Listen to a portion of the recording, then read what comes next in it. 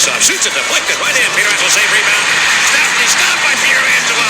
I don't believe that save. Neither does Peter Stastny. He can't believe the save that Pietrangelo just made on him as Frankie sparkling on that maneuver there to stop and rob Peter Stastny. He should get 5 to 10 for that. Hello and welcome to episode 61 of Tendy Talk, presented by the BLPA and the Hockey Podcast Networks. I'm your host Joe, better known as Wash Up Goalie on social media. This week I chat with Chicago Steel goaltender Nick Haas. We talk why he chose to play in the USHL over the OHL, his sweet Bauer pads, and so much more. So, without further ado, let's get to the conversation with Nick. Nick, how you doing, bud? Hey, how are you? Not bad, not bad. Thanks for joining me on the podcast. I appreciate it. Yeah, thank you for having me. Yeah, so I'm guessing school and practice is done for the evening? Yeah, I just got back from a couple hours ago. Yeah, it's got to be interesting playing junior hockey, you're living with the Billet family, but in all essence, you're on your own, and you still have to navigate high school and, playing hockey at a level that is, every day for the most part. Yeah, it's definitely finding that balance of everything. So yeah, it's pretty. A lot of time management. Yeah, definitely. Yeah. So, you're originally from New York. How'd you get started in the game? Yeah. When I started playing was right when Miller and was on the Sabres, and they were pretty good at that point. So my dad took me to a lot of games, and watching Miller really got me into hockey and wanting to be a goalie. So then I started playing Timbits basically as soon as I was able to. And my dad always said I kind of always drifted towards the net. I always stayed back there. And then as soon as I was able to play goalie and try out for a travel team, I did it and started playing AAA for a team called the Amherst Knights, which is my hometown team. I was going to ask, what drew you to the net? But yeah, I think a lot of us goalies, like you said, we're just naturally attracted to it. There's no real explanation. It's just that's where I belong. Yeah, totally. So, you're growing up kind of, as you said, going to Buffalo games. So kind of in the Buffalo area, kind of that upstate New York, Buffalo area, that's kind of a sneaky big hockey area, isn't it?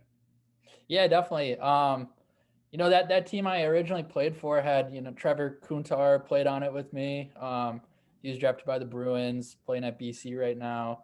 Alex Cicero was on that team. He's at Holy Cross now. So there's a couple of us on that team, even from the very start, that are all, still on our journey, which is kind of cool to follow each other and keep in touch.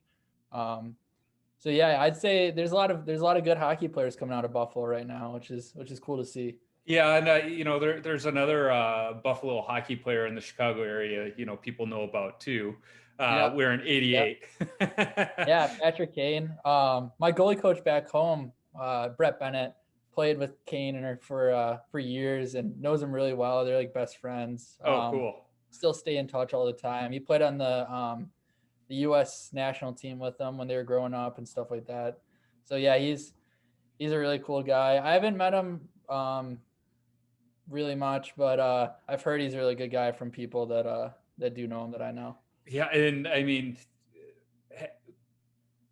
growing up in Chicago and being a Hawks fan, you look at Kane and his personality when he came into the league to, what he is now. He's made that transition to just kind of being almost Tom Brady-like with his training. I think some fans would be kind of shocked to find that out about him, and that he's super serious about it. And definitely somebody to emulate your off-season habits after. Yeah, and I think that just shows how he's been able to stay in the league for so long. Guys who are like that take the off-season seriously and aren't just going home and, screwing around all summer, are the ones that keep going and having great careers later down in their careers in the NHL and stuff like that. So absolutely. And, you mentioned something that, the off season, I think a lot of young hockey players, think that even at the lowest levels that they got to play year round. Were you a year round hockey player all the time, or did you play other sports too?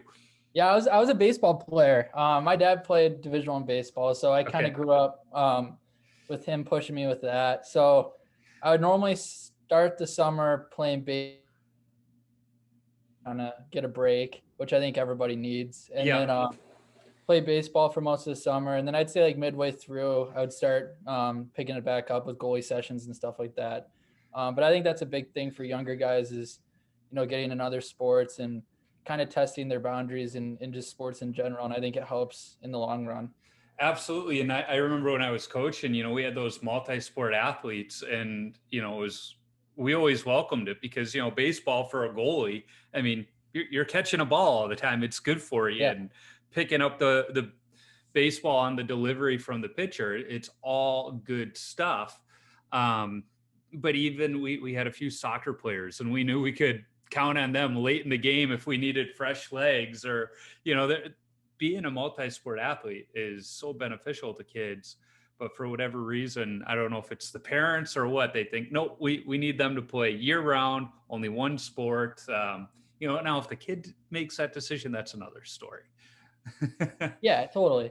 I think I feel like that's been a more recent thing too. Yep. I feel like my dad always said, like when he was a kid, no one just played one sport. And even when I was younger, like most of the people I'm friends with always played different sports growing up too. I feel like I've heard of that more recently of Yep. kids sticking to one sport and kind of only doing that. Yeah. Now I played other sports growing up, but once I found hockey, I was like, nope, this is all I want to do now. But mom and dad, it was time to sign up for baseball. They're like, you want to play baseball? Almost like pushing me to play baseball. I was like, nope, sign me up for summer hockey. And they're like, okay, we won't put the sweatshirts away quite yet. It was always my Yeah. Yeah. I mean, my hockey was choosing. definitely, yeah. I mean, I'd say hockey was definitely like when they would ask me, I feel like I would always say like hockey was my favorite when they would ask, but I did enjoy playing baseball a lot. I played it all the way up until senior year of high school. I played all the way up till there. So that's almost a perfect transition because you're playing this other sport and then somewhere along the way you get drafted to play junior hockey, but from my research it wasn't just the USHL. You were drafted into multiple leagues. So Yeah. what made you decide to go to the USHL and go to Chicago over the other options you had? Yeah, so I played for the Buffalo Eagles my OHL draft year, and that's some great hockey right over the border. We Yeah. played in the SCTA, the Canadian League. It was awesome. We didn't win much because the teams were just ridiculous, but I'd see like 50 shots a game, and I held the team to like 3-4 goals against, and we wouldn't score much on the other teams, but it was just like a good experience for me to kind of just face tons of shots and have to stand on my head every game. So I was drafted by the Guelph Storm after that season. And I went to camp. It was a really cool experience. There's some great guys there. And I had a ton of fun there. And, I was always thinking about going to the OHL. And then my dad and I kind of talked it over, and I really wanted to play in college and get my degree and stuff like that. So then I went to Salisbury School in Connecticut, which is a prep school, and played there my junior and senior year. That was a blast. One of the best experiences of my life for sure. And then after my senior year, we won our championship, and then I was drafted by the Chicago Steel, and then ultimately ended up here. Yeah, and I mean, it's no secret Chicago's got a great program there. I mean, the win streak you guys had, what was a year or two ago, was just ridiculous. Oh yeah. So I can see why if they draft you, you want to go. And at the same time, was Coach Garman still the goalie coach at the time when you started with the Steel? Yeah, so last year was my first year, and Coach Garman was the goalie coach, and Yeah. he was awesome. We'd have goalie sessions basically every day with him, which was something I'd never been able to do before. Normally, Yeah. it's, paying for your old goalie session. At Salisbury, we'd have a guy come in once a week on a Sunday, so I never had that someone watching over you and giving you pointers at all Yeah. time, sort of thing. And it was awesome, and I could totally. My game just went to a different level once I had that. And worked with him all last year, and then he stepped up as the GM this year for the Steel, and Coach Carl Popper came in from Minnesota. He's the new goalie coach. Same thing, awesome guy. Learned so much from him so far this year. It's been awesome. Yeah, I used to listen to the Goalie by Garman podcast. Yeah. I love it because they're just short little bits, and I could listen to 2 or 3 on the way to a game. And so I have to ask, is he always that upbeat, like just drank a pot of coffee happy, or, does he ever have a bad day? I think he's got to be one of the happiest people I've ever met in my life. Every day you come to the rink, he's got a smile on his face. He's ready to go. He's buzzing out there once he gets on the ice. He's back checking in drills. He's awesome. And honestly, I don't think I've ever seen him have a bad day at the rink. And how he is on the podcast is literally how he is in person. He's awesome. Yeah. And, I can't imagine that having him as a GM and having another goalie coach. I mean, the goalies in the Chicago program moving forward are just going to be, extra special because of that goalie mentality from the top down. Oh, totally. We're so lucky what we have here in Chicago. I mean, it's a world-class organization from what they do for the forwards, the defense, down to the goalies, and they just do everything the right way. And their just goal is to get everybody better, and they don't care what they have to do to bring in people to make sure you get that treatment for everybody. And I think that's something that has really made that organization stick out is, junior hockey for some organizations, it's about wins. They want to win and look good, but Chicago's really made it about player development and moving players on, which unless you're playing pro hockey, that's the name of the game is player development. So I think they've really set themselves apart with that development side of things. And we're starting to see that in the NHL draft, seeing more guys come out of Chicago. Which is awesome. And I think, just the results we've had the last couple of years since they started this whole development has just proven how important that sort of stuff is for players at this age. Well, and the fans in the area are starting to pick up on it too. And I know from talking to some friends back home, you're getting good crowds to come out to the games when local restrictions allow. Yeah. Well, that was weird last year. That was such an interesting year. For basically the whole year until playoffs, there's no one in the crowd, and it was such a weird. You had to really build your own spirit out there on the ice, and there's no fans cheering to get you going after a goal or on the power play or anything like that. And it was just so interesting how much we had to rely on one another to kind of build each other up during the games and stuff like that. Well, and that's where probably Coach Garman came in helpful, not just for the goalies, but the team, because so much of his message is the mindset. I'm sure he had a thing or two to say to the team as a whole about the mindset with nobody in the stands. Yeah, he was, again, that just shows when we're at practice and seeing him with a smile on his face, just, lightens the mood with everybody and just makes everyone want to go out there and work harder each day. And so then when we're out there in the games, we're the most prepared team in the league, I think. And everyone just wants to be here and work hard. Well, I mean, you guys were the most prepared team in the league last year, and you can say that because you guys were the champions. Yeah, exactly. Nobody did it better than you. It's that simple. Now I want to transition a little bit. People kind of found you on social media a couple weeks back because of your sweet set of Bauer pads.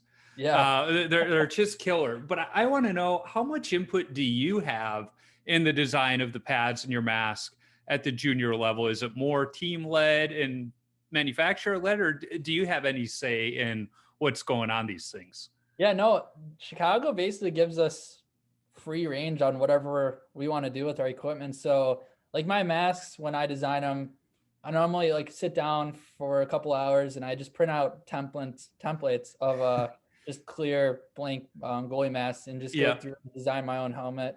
I'll make a bunch up and then just kind of choose my favorite one. And then I just send that to my painter. And then with the pads, I had like an idea of what I wanted to do. I wanted that like steel look on it, have the skyline. So I just basically told the Bauer guy my ideas, and then he put it together and made like a bunch of different designs, and I just got to choose whatever one I want. So yeah, at our level, it's basically like the NHL where you can just choose whatever you want, and they let you do it. Yeah, awesome.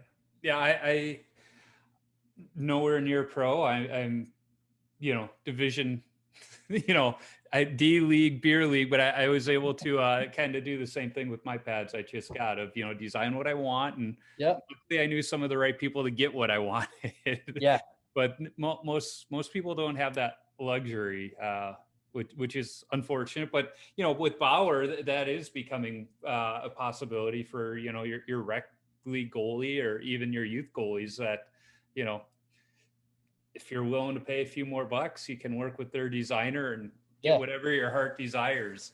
Yeah, I mean that's one of the best parts about being a goalie is that stuff, and I feel like that's what draws a lot of younger kids into becoming a goalie is designing their gear, stuff like that. And last year, like when I met with our equipment manager Parker Hoffman, I got off the phone with him after ordering all my gear, and my dad turns to me and goes, "That was the greatest day of my life, not having to pay for it anymore." Yeah, I can imagine. My dad always joked, why couldn't have you stuck with soccer? Because I played soccer in like kindergarten. Yeah. He's like, why couldn't you have stuck with soccer? I would have brought you a new pair of cleats every year, top of the line. But no. And to my credit, like I shoveled sidewalks and whatnot to save money to buy my own stuff whenever I could. But still, like pads, it wasn't until college that I was buying my own, true set of stuff. So yeah, I can imagine how happy your dad was not having to fork that one. Even sticks, that alone, being able to oh my God, go to the equipment room and just grab a new twig versus go down to the pro shop and drop a few $100. Yeah, exactly. We alluded to it a little bit, that not just you, but a lot of junior hockey players, you're still going to school. But going to high school is one thing and playing high school hockey, but you guys are going on the road sometimes for several days at a time. How does the team work with the local schools to make sure you guys are staying on top of things and, not falling behind? Because players like yourself are, have aspirations to play college hockey to where you have to keep those grades up. Yeah, actually, since I've been here, I haven't been in school, so I haven't had to deal with it. But the team does do a really good job. We'll have study halls for the players that are in high school. And it's like during the day after one of our workouts, they'll go down there and there's a tutor in there helping guys out. So they're really good about it, making sure they're staying on top of guys to make sure they don't fall behind. Because it could be easy not actually going to class in person. So I know, like, talking to the guys that are still doing school right now, that they said it's super, super easy, and they're just watched over to make sure stuff's going submitted and stuff like that when it needs to be. And I read somewhere, I know the NAHL, but it sounds like more and more of the junior leagues are going with online schools so that when you guys are on the road, you don't have to worry about missing class. You can, as long as you got a Wi-Fi signal, you can still go to class and all that good stuff. Yeah, the guys, they all do online. It also makes it easier, just like our schedule during the days is so long that I don't think it would really work too well if guys were in class, like had to go to actual school. So the online definitely makes it easier for all the guys to just be able to do it whenever and wherever they are.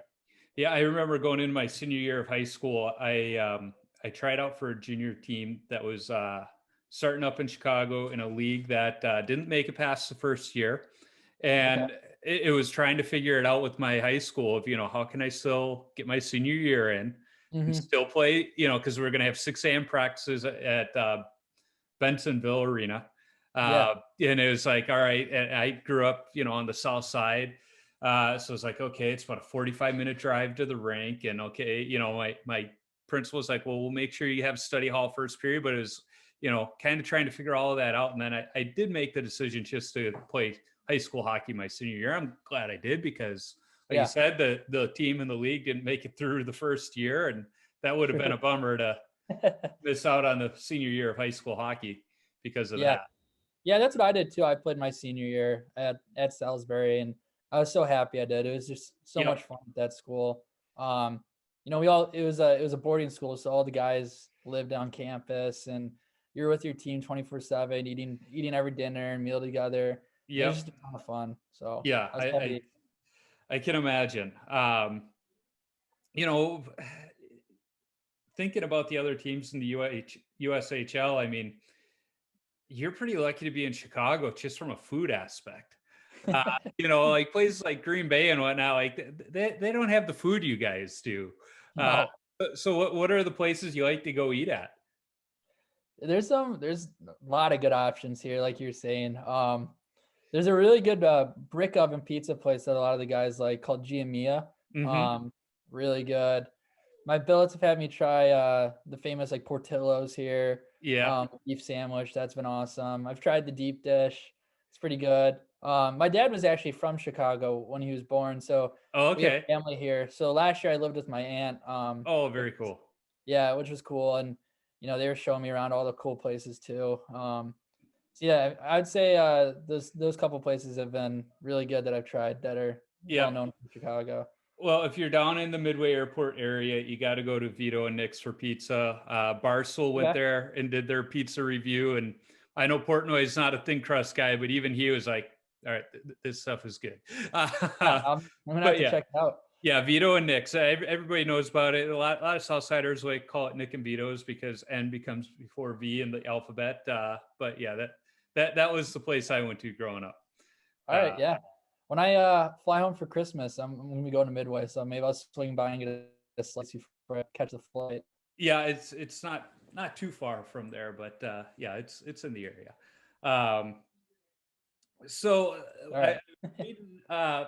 moving along, right? I was doing my research, and I see that you have committed to Colgate for a college hockey. So Yeah. you're doing what you had planned of going on and continuing your education. What made you choose Colgate? Yeah. So being from Buffalo, it's not too far, and I've been really far from home for the last 4 years now. Yeah. So part of it was just making it easy to be able to have family come see me play finally, and then the other part of it is when I was younger, I went to a camp there and just fell in love with the campus. It's beautiful there. They have a really new rink that looks awesome. And then like the last part was kind of my goal for playing college hockey was to be able to go to like a college that maybe I wouldn't have been able to get into if it wasn't for hockey. Mm-hmm. And Colgate's academics are just high class, and Yeah, I there's was gonna say reason. it's not like picking Mankato State or St. Cloud, Yeah. where they literally if you have a pulse, they're gonna let you in. Yeah. Colgate, you picked a school where they definitely put the student before the athlete there. Totally. Yeah. And that was just a big thing for me. I just wanted to go to somewhere where, my life after hockey, I would have really good opportunities with, and the alumni network from Colgate is one of the best in the world, apparently. So it was a bunch of reasons why, but those are just a couple of them. So if you have your sights set on a good academic school and you get in, what are you planning on majoring in? Yeah, I'm thinking like finance. A lot of my family does that. My grandfather's a financial planner, and that's kind of something I've been interested in. And I know a lot of the Colgate alum do that too. So it was another reason why I was once Colgate started knocking, I was really interested. Well, that perfect. It's and exciting that it's closer to home too. So Yeah, totally. Hopefully it's not the final chapter of competitive hockey for you, but just the next one. But either way, it sounds like you're setting yourself up to be successful regardless. Yeah. Which is smart. And I think a lot of, kids that are playing, high school, junior, and even some college hockey, they're not looking at it that way. They're just trying to make it pro and not even thinking about life after pro hockey. Because I've known a few guys that did play pro hockey in the last year or two, and then they're like, what do I do? What do I do now? I never finished high school because I was playing junior hockey, so I don't have an education. I don't have any skill set. What do I do now? Yeah, and that was one of the main reasons again why I kind of didn't go the OHL route. Mm-hmm. Just because a lot of the guys, like, you don't get drafted, and then what, you go to like a state school and you're just playing club basically at that point. So that was why I think, like, especially for goalies, the NCAA route I think is the best one because it gives you so much more time to develop.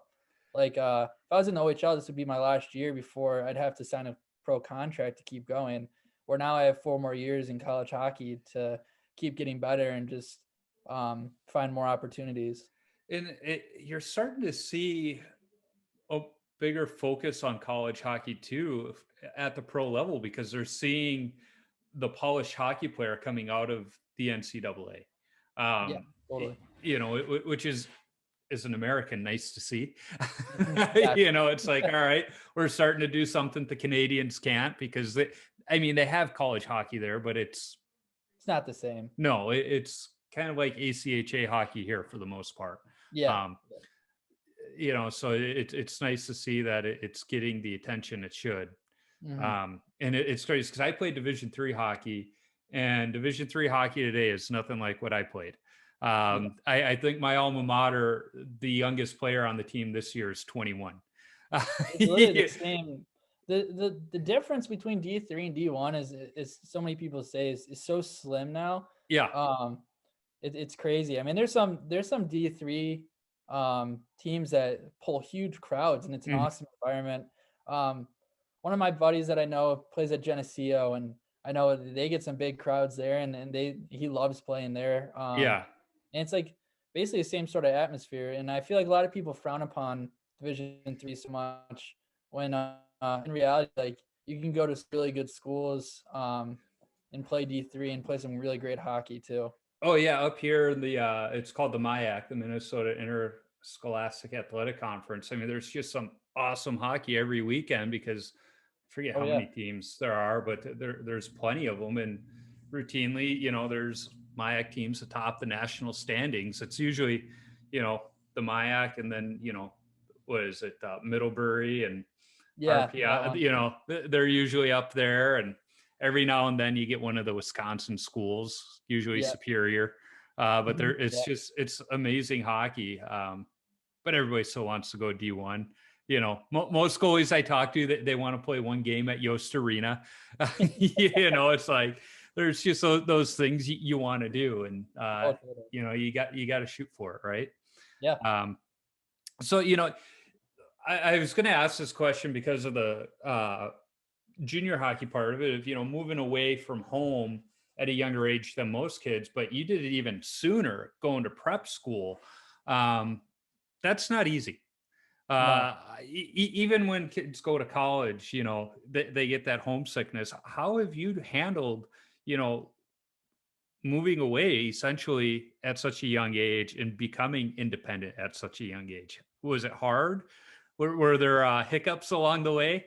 Yeah, I thought growing up, I felt like I was always a fairly independent person as it was. Yeah. So like once I started talking to the prep schools and kind of realizing that was the route I wanted to go, I was pretty excited to leave. And then once I did, it made it really easy just because of the atmosphere of Salisbury. It's an all boys school, and they always say it's a brotherhood, and it totally is. Some of my best friends that I still talk to them all the time are from that school. And I felt like that made it an easier transition. Like the first day I stepped on campus, I met 2 of my best friends to this day. Yeah. And so that definitely made it easier for me, is just, living with them and stuff like that. And I know it was hard on my mom for sure. It took two years out of me being home with her short. So I know she was pretty upset, but wanted me to go and, pursue what I wanted to accomplish. And my dad was excited for me to move on to this, new chapter. And then they came and visited a lot, which helped too. They'd come to games when they could and stuff like that. But yeah, I thought I handled it pretty well. I know some people like that I know that didn't do well and ended up just giving up and heading back home. But I think definitely going to that prep school was a big help with moving away. It's funny you mentioned mom not handling it well, because I moved out 22 years ago. Yeah. And my mom still hasn't forgiven me. You know, they've even moved out of Chicago, and she's like, "You left me." It's like, yeah, but you know, like you said, your dad, he was happy for you and excited, but if he's really honest, he would be like, yeah, he felt I it know as he was much as sad. your mom, Yeah. but he saw it for what it was, the great opportunity that it is for you, Totally.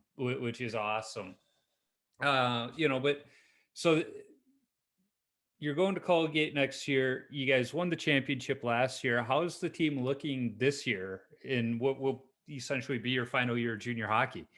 Yeah, we're looking really good. We've had a hot start again. You know, the Chicago way is having all these young guys, which is weird for the USHL, especially. Most of the teams are all, you know, older guys on the team. But me, I'm one of the oldest guys on this team right now, and it's just crazy how well these younger guys can just step up as soon as they get into this league, and it just shows like how well Chicago is at drafting young talent and just kind of seeing how they're gonna perform later. And so I think the team is awesome this year. It's I think we'll have a really good shot again, and I hope we just keep playing well like we have been. Yeah. Now I meant to ask this earlier. So last year you stayed with your aunt, but this year you're with the Billet family. Yeah. Is your aunt mad at you, or you know? No, so they did it last year, and then they wanted to do it again, but they had just got this new big mobile home, and Oh, okay. they were gonna do it last year, and then because of COVID, it never got delivered during the year. So this year it got delivered. They were really bummed that they weren't gonna be able to do my last year too, but I travel more, and I totally understood. And so yeah, I still see them all the time. Whenever they're in town, I go over for a dinner and stuff like that. Yeah, that's probably made the you know, being away from home a little bit easier, is having some family close by. Because I know 100%. me living in Minnesota, like I've got, you know, one of my dad's cousins lives 10 minutes from me. You know, and some other second cousins live nearby. So it's like, yeah, they're not the family you necessarily grew up with, but they're still family, and it just kind of gives you a little bit of that sense of home in a way. Yeah, and it was such a cool thing because I never really saw this side of the family very much. Yeah. Until I played here, and it was just cool to, you know, grow so close with this side now, and it'll be people I'll keep in touch with the rest of my life. And so it was cool with that respect of it, where I didn't really know them too well, and now I can't imagine not knowing them. So Yeah, that's awesome. So I want to be respectful of time, because we've been going for about a half hour now. And if you've listened to any of the episodes, I got a list of 10 rapid fire questions that usually take about a half hour because they lead into more stories. And the first one is, what's the craziest coaching moment from your playing days? oh, you know, the craziest coaching moment was when I was on the Regals, and we got blown out both games in the weekend, and it was the classic next day of practice. We didn't touch a puck the entire practice, and skating the whole time. And I'd never had a coach actually do that to us. It was always like they threatened it in the first 10 minutes. You wouldn't touch a puck, and then they'd eventually bring him out. This coach, we did not touch a puck that entire practice. I don't think we stopped skating. So that's probably got to be the craziest one that I've experienced so far. Yeah. In college, my coach tried doing that to us. And I say tried because we had like a Friday game or something, or I don't remember why, but we were going to have a Saturday practice, because I was a 4-year JV All-Star in college. Yeah. And we were going to have a Saturday practice for some reason, because we didn't have a game. And we knew it was going to be a bag skate because we had the extra ice time. Yeah. But because we didn't have a game on Saturday, Friday was Friday night for us.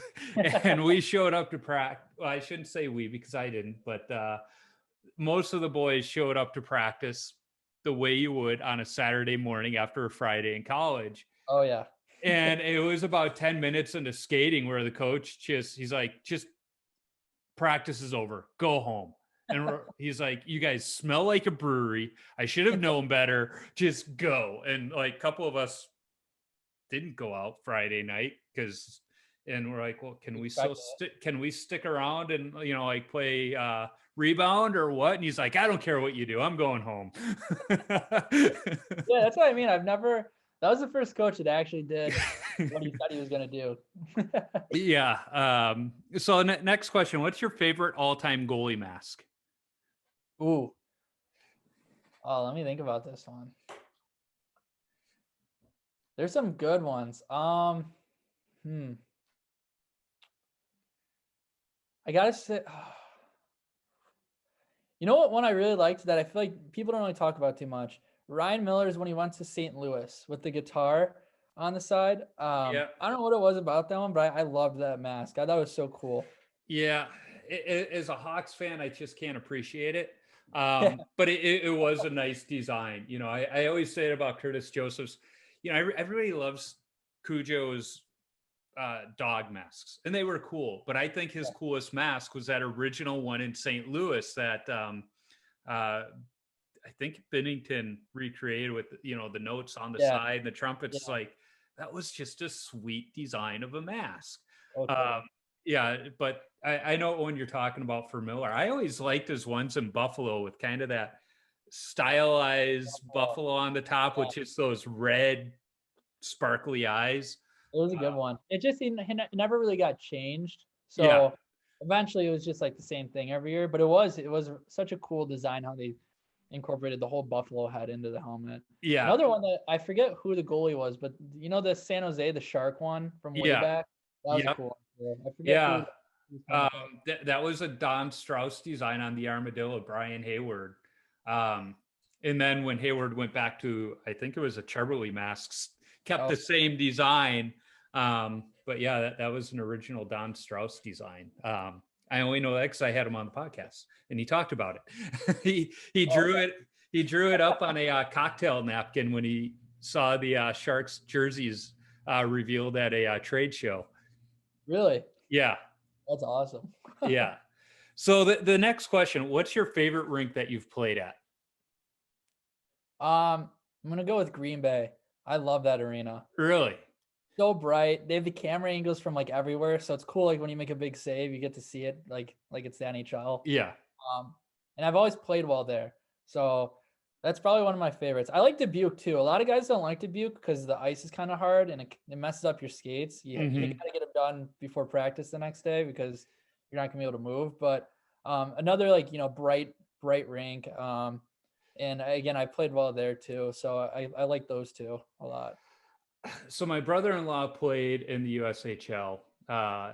He was a fighter, if we're being honest. And I think he was playing for either Lincoln or Omaha at the time and had a game in Dubuque. So my in-laws and my wife went down for the game. And as the story's been told, virtually every Christmas and holiday get together, my brother-in-law's team is just winning. So, when they scored, my in-laws, they would stand up and just politely clap. And there were a couple inebriated high school students behind them that weren't liking it too much. And so after one of the goals, this kid pushes my father-in-law. And my father-in-law's not a small guy. He grew up on the Iron Range, on a farm.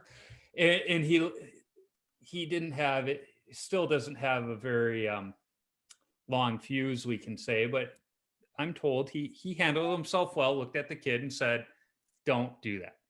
Yeah. And my wife, as she tells the story, she goes, and I'm sitting there going, oh, please don't do it again. Just don't do this. Well, the kid does it again and then starts throwing punches. Well, now the brawl starts. And my father-in-law is taking on like 4 or 5 inebriated high school kids. My mother-in-law, as my wife says, is just in there pinching ears. One guy went to punch my wife, who was like 14, 15 at the time, I think it was. Yeah. And one of the Dubuque fans is like, oh, no, you don't. So then the cops come and start breaking everything up. They're ready to haul my in-laws away. But the other Dubuque fans are like, no, they were just, protecting themselves. Those kids started and everything else. And So after the game, they're waiting by the bus to say hi to my brother-in-law. And, the guy started walking to the bus. Like, did you guys see the brawl in the stands? And my father-in-law was going, no, I was kind of busy at the time. So yeah, anytime Dubuque comes up in the household, that story always comes up. That's awesome. Yeah. So what's your favorite stick that you've ever used? Ooh. The coolest one I ever had was when I was way younger. I had this Warrior stick that had this like motorcycle girl painted on it. Oh, I remember that one. I had that one. I thought it was the coolest thing ever. But like the best, like, I don't know, performance. I like the Bauer one I have right now, the Ultrasonics. So it's so light. And I had CCM last year and they were breaking all the time. And I haven't even broken a Bauer one yet. So these are probably my favorite ones, like performance wise, but that Warrior one was definitely my favorite. Yeah, I remember those early Warrior sticks. They had some goofy designs on them. Oh, yeah. And I had one with some bird on it too. I forget. It was like a road runner or something on it. Yes, I remember that one. Yeah, I'm due for a new stick, and I'm thinking I might bite the bullet and move away from the foam core sticks. Yeah. And the Warrior and the Bowers are kind of getting the best reviews from the different goalies I talk to for the durability. And for a cheap guy like me, that's key. But everybody I talk to about the Bauer, they just say it just holds up. And like you said, you haven't broken one yet this year. And which is pretty crazy. Last year, by this time, I'm pretty sure I broke like 8 CCM. So yeah, the Bauer are awesome, and it's crazy how durable they are because of the spine on the back, how skinny it is. Yeah, it's crazy that they don't break you. Yeah, I remember when I was in college, we were still using wood sticks, and I think it was about every other week I would probably break a stick, which is why I wound up building a coffee table out of all my broken sticks after the one season. I wanted to do something like that. Yeah, I just don't get the sticks these days to build anymore. So otherwise, I'd still be doing that. I always wanted to do one of those chairs, like the Adirondack chair with the sticks. Yeah. Where they use the goalie paddles as the armrest. Yeah. But I just don't have enough in my garage. I'll have to send you the picture of the coffee table I built because you have the access to the broken goalie sticks. The key is if the blade breaks, then you can use the stick for it because you need the whole paddle for the most part. Totally. Which, I mean, my six, it was usually the blade where it broke or, somewhere I was using Christian six. So sometimes it was the heel just soaking in too much water and then it would break there. But yeah, you need that full paddle to make a good chair or table. Interesting talking about the heel of the stick. Once I went to Chicago, like my sticks all growing up, where they would break is right where you're talking about at that heel. Yeah. And when I got to Chicago and we get like the pro stock or whatever it is, that never breaks anymore. It's always just the top part. That's where it breaks now. I don't know what in the shaft. I don't know what's different between like the stock ones and the pro ones. I don't know if it's a different material or something, but the ones I've had while here, they never break in the heel. It's weird. Yeah, no, that makes sense. And it probably is. It's just difference in materials or the amount of material used down there. Yeah. That would make sense. It makes me feel even better about getting my next stick from Pro Stock Hockey. Yeah, I'm doing that. Yeah. So what is your favorite youth hockey memory? Probably when I was at Salisbury, winning the prep championship. That's probably got to be my favorite one. That was just so cool. It was actually which was pretty crazy. The last like championship game or something like that played in North America before the world shut down because of COVID. So we got it in like a day before the world shut down. It was pretty crazy. It's funny you say that because I remember that weekend too, because the Minnesota high school hockey tournament was going on that weekend and they have the big Let's Play Hockey Expo. And I take my boy to that every year, more so that I can go see everything. And like my beer league season was already shut down at that point. And, we were kind of like, are they going to get this tournament in? Are they going to have the expo? And they had it, on a, Friday, Saturday deal. And then I want to say Monday, the world shut down. I mean, we saw things were kind of coming to a head. So we did a quick trip to the Wisconsin Dells with the kids. And it was funny because we didn't know that it was LGBT weekend at the Wisconsin Dells. So we're like, okay, cool. We're like the only like traditional family here at the water park today, but didn't matter. We were all going down the same water slides, but it was like, okay, didn't see that on the side. Yeah. So yeah, I know what weekend you're talking. It's it etched in my memory. So what's the best chirp you've heard on the ice, off the ice, in the locker room? Oh, I feel like most of them you can't even say on a show. Let's see. I don't know. My favorite one is like when one of the guys on the team will get chirped and then they'll just say the most random possible thing they can think of back, and the guy just doesn't know what to say. It's hilarious. Yeah. I can't think of an actual chirp that probably is my favorite, but that's one of my favorite things is when someone on my team does that back to a guy that's chirping them. It's just funny, like their reaction to whatever they say back is just hilarious. Yeah, it's always funny when it's just kind of that random out of nowhere, like doesn't even make sense, where it just shuts somebody up. It's like, yeah, exactly. What does that even mean? That's why I think my son will be really good at chirping. He's a baseball player, but they still chirp on the ball field because he just says the dumbest stuff. Where there's so many times I look at him, it's like, what are you even saying? Like, why? Yeah. So I'm gonna go on. Skills coach. Oh, but yeah, our one skills coach loves messing with the goalies. So every time I step out on the ice, it's did you bring your sunblock out here for today in practice? And he's always chirping us, getting us going in practice, which is pretty funny. I liked that interview that Fleury was given. I think it was this week. He was talking about sometimes when, I don't remember if it was Taves or Kane, would be yelling at Jimmy Waite saying, fix your goalie, he's broken. When they're, out at practice. It's like, okay, that's a good one. Fix your goalie. Yeah. I remember when I had David Hutchinson on of In Goal podcast, and he said one of his son's goalie coaches looked at him and said, you must be really good at dodgeball. I was like, ooh, that's a good one. I like that one too. But to me, those are the best ones where it's like, it's funny, but it's not super personal or anything. It's just like say to anybody and you're not going to hurt someone's feelings. Like, unless you know the player really well, and then you can get personal because they can take it.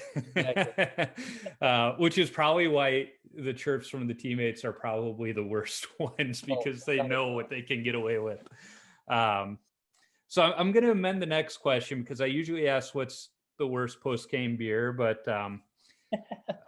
what's the worst post-game beverage you've had?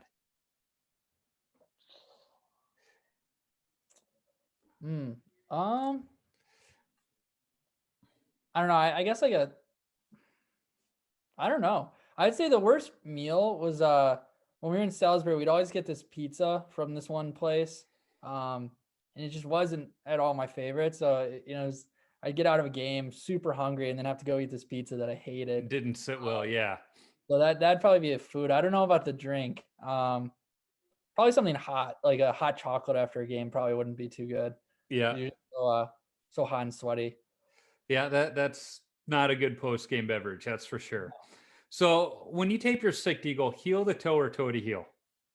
I go heel to toe. Okay. All right. Most goalies that I've talked to go heel to toe. There's a few. I've had two different goalies refer to them as psychopaths, so there must be something true to it. But they go toe to heel, and one of them that said he does is because he plays the puck an awful lot and just likes the way the puck comes off the tape that way. I go, okay, well, I don't play the puck because I'm not good at it. And in fact, 2 weeks ago, I came out to play the puck early in the game. Hadn't even had a shot yet, and I have new gloves. Yeah. So I haven't really broken in the glove yet to really feel comfortable playing the puck, but I still tried it. And rather than going past the opposing player, it went right to his stick and he just went right into the open net. And I was like, What are you gonna do? yeah, well, I just kind of put my hands up and laughed. And my teammates are like, you haven't broke those new mitts in yet, have you? I was like, nope. And then this week we had a playoff game and puck comes down. I could have easily come out and stopped it. And my one defenseman's yelling, stay in the net, stay in the net. I'm like, don't worry, I'm not going anywhere, buddy. Yeah, I learned from last week. Yeah, and it happened to be the same team that the other one happened against. So it's just kind of fitting that he's like, no, you stay where you're at. It's like, message received. So what's your favorite number to wear and why? It was always 30 because of Miller. And then when I got here, it wasn't available. So I went with 35. That was what Allmark was when he was the goalie at that point. I liked it better than like 1 or 31. So I went 35 while I've been here. But growing up, it was always 30. Yep. I was 30 at the younger ages too. Then I got to high school and 30 wasn't available. So I went to 35 too. And I don't know. I liked 35. It felt right on my back. I think I'm probably going to stick with it. I like the look of it with the real numbers. It's an old school goalie number that you just don't see many young goalies wearing anymore. So I like it. I think I'm definitely sticking with it. Hopefully no one has it at Colgate, but I think Islander, who's there right now, is 31. I think, but I don't think it has 35. So be good. Yeah, then of course when I went to college, one of the upperclassmen had 35, so I had to change again. So then I went to 39, and that's the worst. 39 kind of felt the same as 35 on the back. So I'm still 39 because it fits my style of play. That's Hagrick's number. So. Yep. Yeah. That was when I actually wanted to go 39, but we didn't have that as an option here. So that's why I went 35. But I was 39 on one of my spring teams when I was growing up. I actually liked that number a lot too. Yeah, I like it. And it was funny because people are like, well, why did you switch to 39? It's like, it was the biggest jersey in the cabinet, and goalies like big jerseys. So, and what even better, what I liked about the jerseys, I hate goalie cuts because those sleeves kind of like end here. And I hate that. I like the longer sleeve. And this one, it looked like a 12-man tent. It was just huge, but it still had the longer sleeves that went in my gloves. It's like, this is just perfect. And I've worn it ever since. I've actually toyed with maybe going back to 35 next time we get jerseys, but I'm like, I don't know. I kind of like it. Yeah. So the last question is, what advice do you have for young goalies?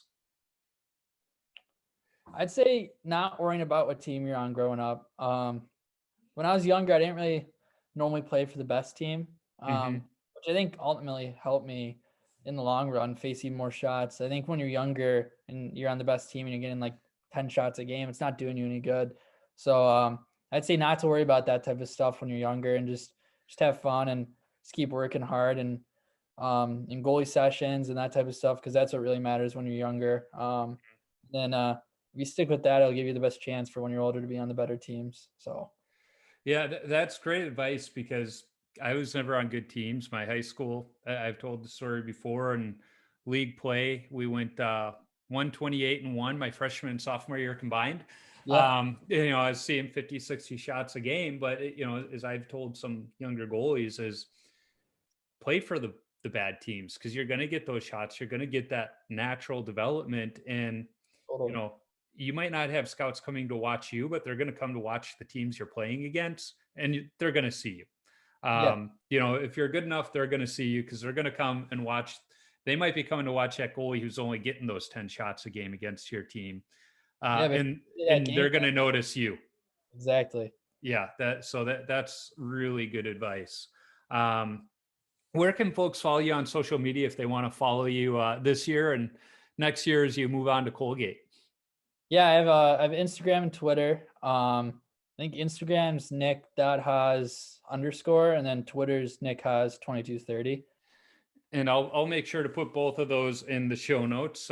Make it easy on goalies because we're not the smartest. We don't like to write things down. We rather just click. But thanks for taking time out of your day. You know, as we said when we started, you know, you had a full day of practice already. And so you're probably tired and ready to chill out and watch some Netflix now. Yeah, I think that I had a ton of fun, though. It was a pleasure. Yeah. It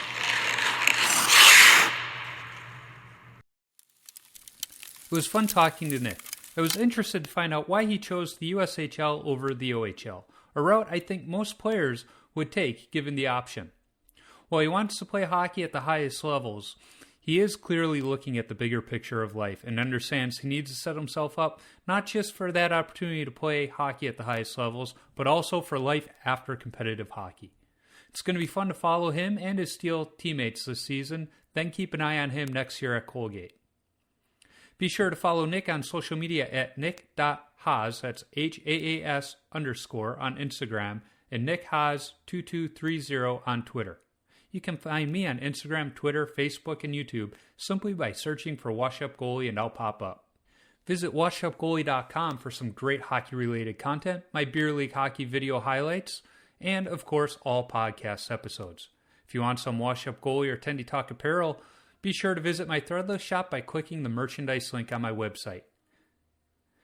If you like this podcast, go listen to the BLPA Big Show. It's the OG BLPA Podcast Network show where a couple of beer league players talk beer league hockey, draft experience shenanigans, and exploits from around the game.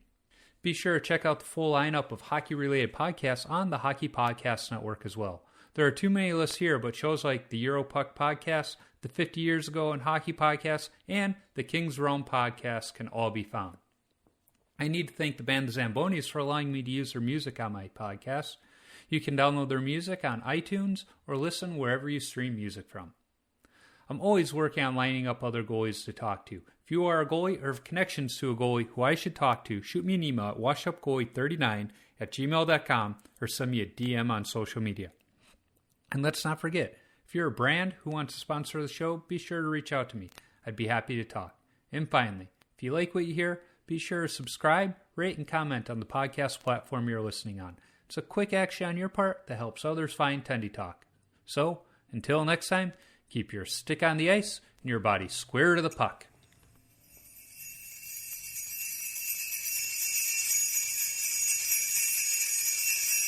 All I really want for Christmas are some brand new shoulder pads to protect me from the enemy when he cross-checks me really badly. I would be irate, you'd expect me to retaliate, but to his surprise, I look him in the eyes and say, Happy Holidays. You know, Christmas time is a stressful time for all. Malls packed, traffic jams. Family get-togethers way too out of hand. Pickup hockey is just way too crowded. And I know that you want to take your stick and wrap it over somebody's head, but you got to think twice.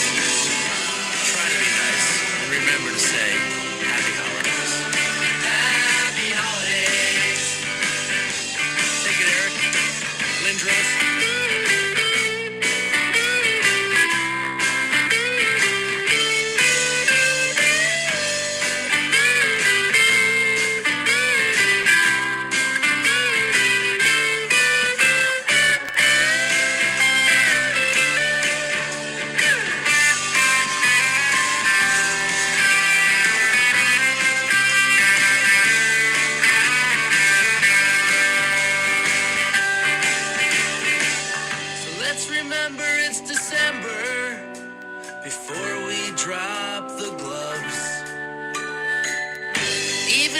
Like yourself, deep down, need to be loved.